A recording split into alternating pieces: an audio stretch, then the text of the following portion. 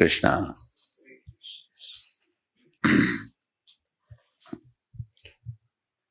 In all the different paths of spirituality, like karma, jnana, or yoga, there are innumerable rules, regulations, stringent procedures to be followed, due to which many living entities are afraid as soon as you talk about God or religion. They think, oh, you have to give up this, you have to give up that, or you have to follow this austerities and rituals and rules and regulations.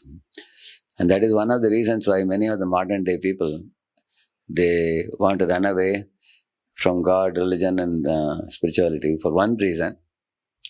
For example, when you are doing karma kanda sacrifices, sometimes there are 25 items you have to bring. One item is missing, the Brahmana cannot start the puja.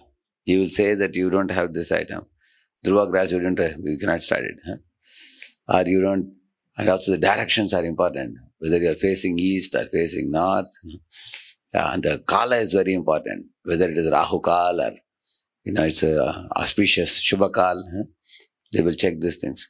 So, multiple parameters are involved. And also the mantra ucharan cannot be wrong. One small mistake you do in the mantra ucharan, the whole purpose of the sacrifice can be defeated. So, such meticulous, strict, stringent yajnas were performed in the previous ages. So, similarly, in the path of Karma Yoga, people want to work, people want to make money, but people are very attached to their fruits. They don't want to give up. Even if they give up, in Karma Yoga we say na mama, correct, no? But it is given more or less in an official mode. Say, for example, you are entering airport.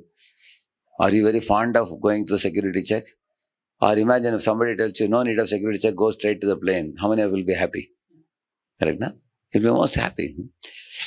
But we go through security check because you have to remove the laptop, put it and all those things. You do it as a matter of duty. You don't do it with love. You will see that.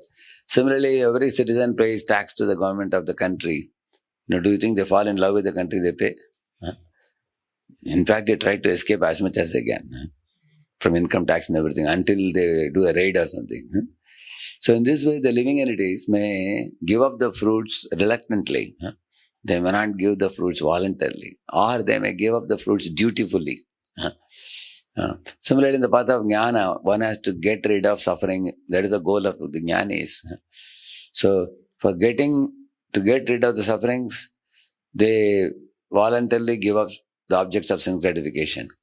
But their mind still keeps lingering on them.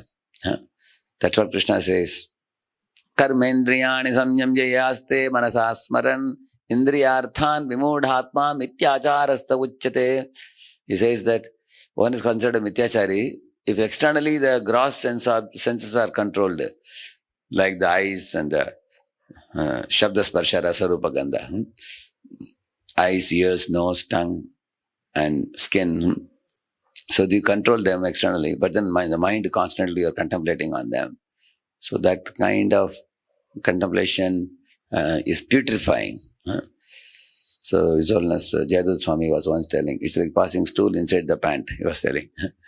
It's a nasty thing. Smell will come out. You cannot hide for a long time. That's why what is in the mind comes out eventually. So jnanis struggle to control their senses. At the same time, they know that if you have to get rid of suffering, one should avoid sense gratification. They reluctantly do that. Similarly, yogis, if you see yogis' control of the senses compared to a tiger or a lion tied with a rope to a pole, but any time it can, take away that rope and slap you on the face and run into the forest. So they control the senses by repression. So that kind of control of the senses is done by force, somewhat like creating a vacuum in a bulb. It's very risky kind of renunciation. Anytime it can explode. Clang, like that it explodes. In laboratory, sometimes you see when you create vacuum. On the other hand, the Bhakti Yoga is much different from these different yogas. Why? In case you want to create a a vacuum or you want to remove all the traces of oxygen, you just fill up the, glass with argons or krypton or some inert gases. So it's a very cool activity. You put these inert gases inside and all the oxygen comes out. Very smooth it is. There is no big struggle in that. It's not like creating a vacuum or something like that. Because the reason for this is, Bhakti Yoga is very natural for the soul. Susukam kartum abhyayam, Krishna says. Pratyakshabagamam dharmyam susukam kartum abhyayam. It's natural for the soul. Whereas the jnana mark teaches you negating the negative. Is it not true? Yogi also is trying to negate the negative and try to focus on the Supreme. So there is a lot of repression, restraint of the controlling nature. Whereas in the Bhakti path, it is culture of the soul or the path of the soul. It's very natural for the soul. But one most important thing in Bhakti Yoga is, Krishna repeatedly, you will see two statements he will make in Bhagavad Gita. Ye me matamidam nityam anutishtanti manavaha shraddhavanto anasuyanto muchyante te pikarma bihi ye tvadabhyasuyanto nanutishtanti me matam sarvajnana vimudam stan vidyanashtana chetasaha. Here he says, my dear Arjun, ye me matamidam nityam anutishtanti manava. Those human beings who follow my good instructions as I am speaking in the Gita, muchyante, they will become liberated and they will go back home, back to Godhead. But those out of envy for me or disrespect for me, ignore my good instructions, ye tadabhya suyanto na anutishtanti te me matham. They don't follow this instruction. Sarvajnana vimudam stan, he says. They will simply become fools and they will become bereft of all knowledge. Vidyanashtan achetasaha. They will become un-Krishna conscious, he's saying. So we want to become Krishna conscious. He says, if you don't follow the good instructions given by me, he says, you'll become Krishna unconscious. Another verse, Matchitta sarvadurgani matprasadat tarishyasi atachetvam ahankaram nashroshyasi vinakshyasi. He's telling, first line is telling, Matchitta sarvadurgani. From all difficult, complicated situations in life, Arjun, matprasadat tarishyasi. By my mercy, you will cross over all of them. Don't worry. The battlefield of Kurukshetra was like an ocean where all Thimangalas and sharks like soldiers were there. Bhishma, Drona and all those people. You can cross over all these things with my help. I am there with you. I am here. Don't fear, Krishna is telling.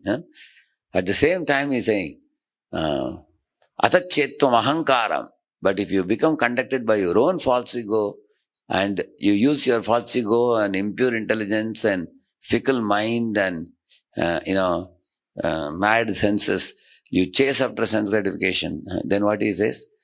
Atachetvam ahankaram na shroshyasi vinakshyasi. If you don't listen to me, you will get destroyed. Like that he says. So both statements he makes. So in the 12th chapter of the Bhagavad Gita, 13 to 20, you will see, he is telling those who follow his good instructions and with whom he is very happy. Adveshta sarva bhutana maitra karunaye vacha nirmamo nirahankara samadukka sukakshami santushtas satatam yogi yatatma dridhanishchayaha mayyarpita mano buddhir mame vaishyasi asamshayaha yasman no udvijite loko lokan no udvijite chayaha harshamarshta vayodvegair mukto yasya me priyaha anapeksha shchit daksha udasino katabhyatah sarvaramba parityagi yomat bhakta same priyaha Samashatrau cha mitre cha tata mana apamana yoshi toshna sukadukeshu samasanga vivarjitaha tulya nindastutir maune santushto yena kena chit aniketa sthiramatir bhaktiman me priyo narah yetu dharmamritamidam yadoktam paripasate shaddadana matparama bhaktasti adiva me priya, is saying. So all these devotees exhibit these qualities. Go through this 12th chapter, last section. If you really want to become dear to Krishna, every one of those qualities we should meditate upon. And find out how we can follow them in our life. Faithfully follow my instructions, he says, then I will take care of you, just like parents take care of a child. And if you don't follow me, then go to 16th chapter. Krishna gives a very elaborate account of the demoniac mentality, demoniac activities, demoniac attitude. What are all the different qualities of demons, those who don't follow his good instruction. So in this way, Bhagavad Gita makes it all very clear. What we should do and what we should not do. Both things are mentioned there. You will see like that. So Srila Prabhupada asked a very simple question to his devotees once. that imagine there is a son of a billionaire. Huh? What does it take him to be always happy? He asked. So then he himself gave the answer. He said, he should just remain a good son, that's all.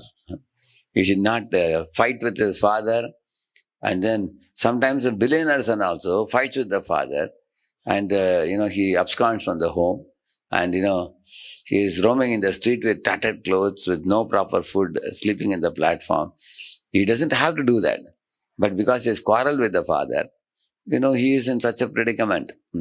Somebody may see him and tell him, hey, what a foolish boy you are. You're son of a billionaire. You are supposed to be flying in chartered planes, and living in posh house and eating very nice foods. All you need to do is to have a loving relation with your father. In fact, your father is already searching after you. He is searching after you and you are roaming in the street foolishly, with tattered clothes like a penniless beggar. So Prabhupada says that Jiva, after he turned away from the Lord, he has become anath. Whereas when he turns towards the Lord, he becomes sanath.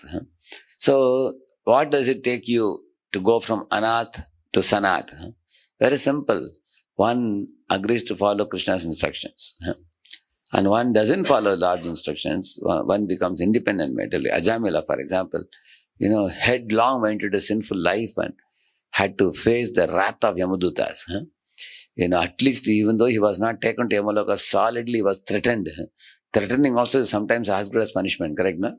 He was mentally, traumatically threatened by the Yamadutas and he was marginally saved by the Vishnudutas because of one utterance of the name of Supreme Lord Narayana, isn't it? So, in this way, the Jiva subjects himself into various precarious, traumatic situations by his own wrong conduct and his own erratic behavior against the laws of the Supreme Lord. So, the purpose of our daily hearing of the scriptures is to very carefully understand what Lord wants me to do, what He doesn't want me to do. Initially, we accept Lord is my master and I have to find out what He likes me to do, what He doesn't like me to do. In your company also, you all know your boss. What he doesn't like in you, he must have shouted sometimes at least. If you're closely working with the boss, hey, why you did this? Don't do this. Another time he will pat you and say, well done, you did a great thing. So you clearly know it. So our boss doesn't like this, boss likes that.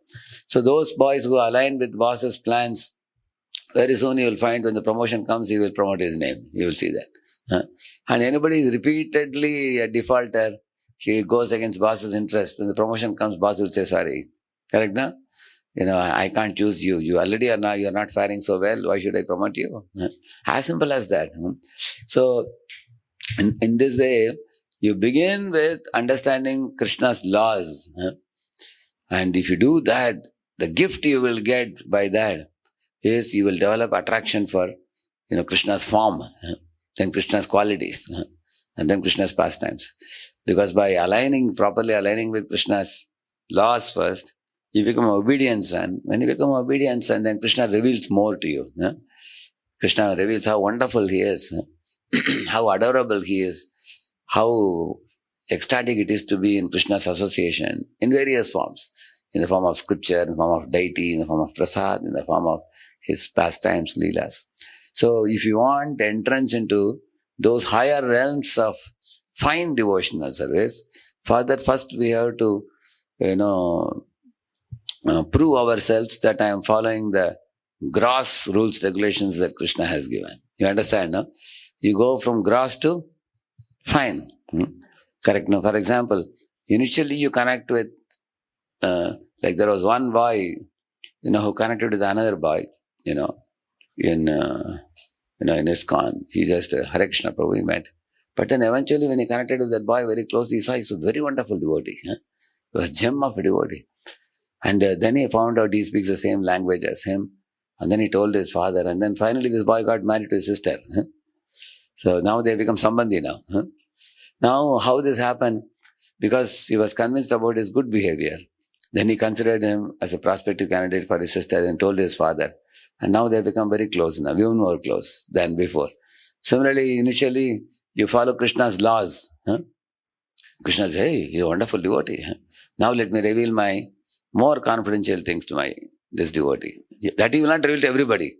He will only reveal to somebody in whom he is pleased with, isn't it? Then he reveals more. And as Krishna reveals more and more, you go closer and closer to him. The more you go closer, the more your admiration, adoration, ecstasy, everything increases. And that is why he says, Susukam Kartum Avayam. It's a very blissful and joyful path, because closer you get to Krishna, farther the darkness goes. And then you become enlightened, you become enlivened, and the whole process becomes like eating gulab jamun, eating a big feast. It becomes a very joyful process. But if I am not following the gross regulative principles, so in the rules and regulations that he speaks in the scriptures, then I actually restrict my entry in going closer to him. Then the process appears like climbing a mountain. Krishna consciousness is very difficult, people say. Prabhupada said it is simple for the simple. It is, complex for the complicated people. So, especially in young age, the mind and senses are very strong, and one has opportunity to make either right or wrong choices, to go in whatever direction you want. Those who make the right choice of following Krishna's laws, a great and bright future awaits them, which Krishna himself will reveal. You cannot take a torchlight and search after the sun. The sun reveals himself by his own light. Correct, no? Nama atma pradipaya sakshine paramatmane namo giram viduraya manasaschetasamapi. Gajendra says, Atma pradip means sun. Sun reveals himself by whose light? By whose light? Sunlight. His own light only.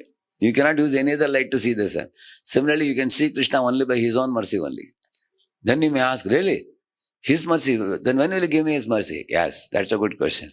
He will reveal his mercy to you when you begin following the laws of Krishna, as 12th chapter, 16th chapter was telling, you begin with this. And then the more we are in alignment with him, then the relationship is no more formal or no more out of duty. It will become that respectful relation turns into affectionate relation. Affectionate relation turns into love. And when it becomes love, it becomes like a thick rock candy. And more and more and more spiritual truths become revealed to such a devotee. And in Nam Prabhu ki, let's offer our humble obeisances unto all the Vaishnava devotees of the Lord who are just like the sacred trees or ocean of mercy, full of compassion for the fallen conditioned souls. Vancha kalpatarubhyascha kripa sindhubhya evacha patitanam pavanebhyo vaishnavebhyo namo namaha. Ananta koti Vaishnava vrinda ki, Vaishnava Thakur Srila Prabhupada ki, Namacharya Haridas Thakur ki.